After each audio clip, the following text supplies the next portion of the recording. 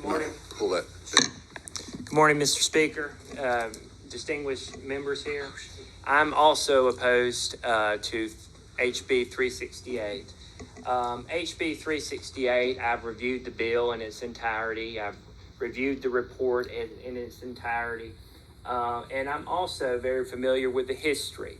I've spoken with Mr. Chairman on the phone sometimes.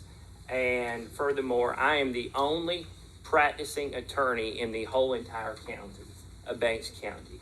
I am in Homer, that has a metropolis of 800 people, okay? And there are other lawyers who live in Banks County. I'm not disputing that, up around the Baldwin area, the Alto area.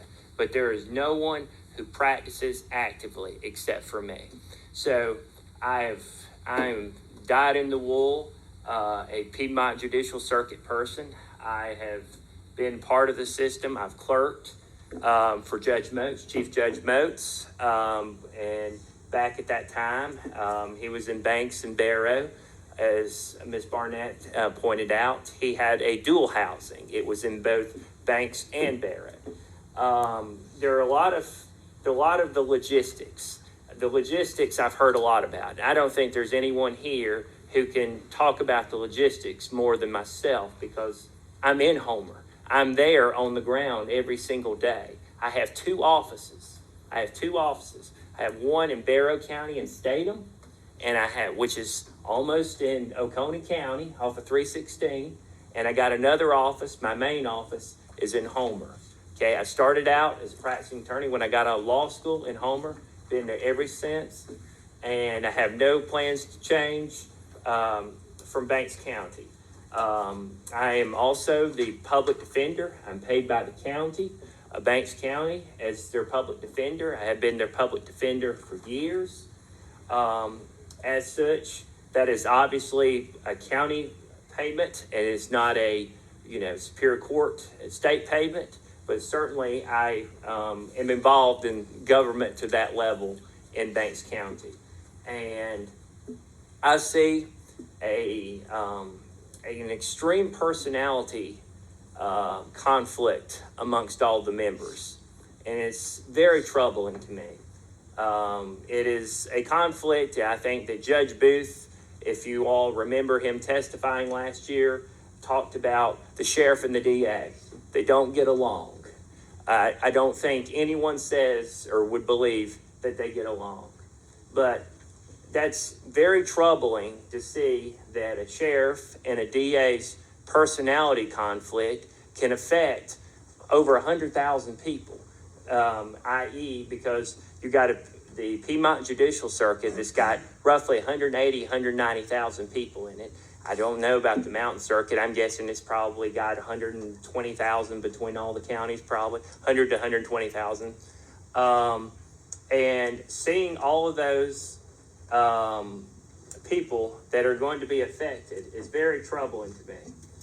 And I also think that a lot of this, or a lot of the judicial, it's obviously speculative, a lot of the judicial opposition has ceased because of the what the judges perceive to be the nuclear option of the Piedmont Judicial Circuit being absorbed by the Western Judicial Circuit. And that was a concern, I think, that many judges had, more so than Banks County leaving and going to the Mountain Judicial Circuit. And most importantly, we've talked a lot about representation in Banks County. We've talked about housing judges and so on and so forth. Well, you're looking at a candidate who's going to be running for Superior Court judge. So this is my official announcement to you all here. And as such, I planned, and I give this as my one campaign promise, that I will be housed in Banks County. We've talked about Judge Caudell. I know Judge Caudell. Speculative. He may or may not move to Banks County.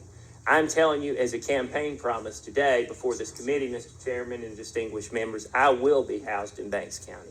And I have no reason not to be housed in Banks County because my office is in Homer and I've been there. I'm the only person who's been there since all of this has been going on consistently. And so I'm sure the committee is wondering, why has no one spoken up? Why has no lawyer come forward and given how this affects the legal community? How this affects, we've heard how it affects the commissioners. We've heard how it affects the sheriff or the DAs or the judges, but no one has asked how it affects the legal community. And I'm here to tell you that I believe this election could be determined by Banks County. And finally, to that end, I do give my promise as well that I plan on building a home in Banks County as well. I've already purchased a lot. This up in Banks County, I have 2 lots. And I'm planning on building here in a few months, starting in a few months. Therefore, the house would likely be complete by the end of the year.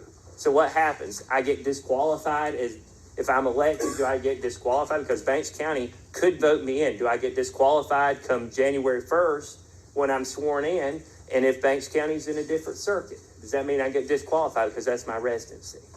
And I think that's a material question that is going to have a lot of a lot of issues to it. Ms. Barnett spoke about the votes, the several thousand votes that Banks County is going to produce and potentially elect a judge from Barrow or Jackson. Hypothetically, my opponent, he lives in Jackson County. So theoretically speaking, he could win or lose based upon Banks County votes. And then Banks County would not even represent Banks County.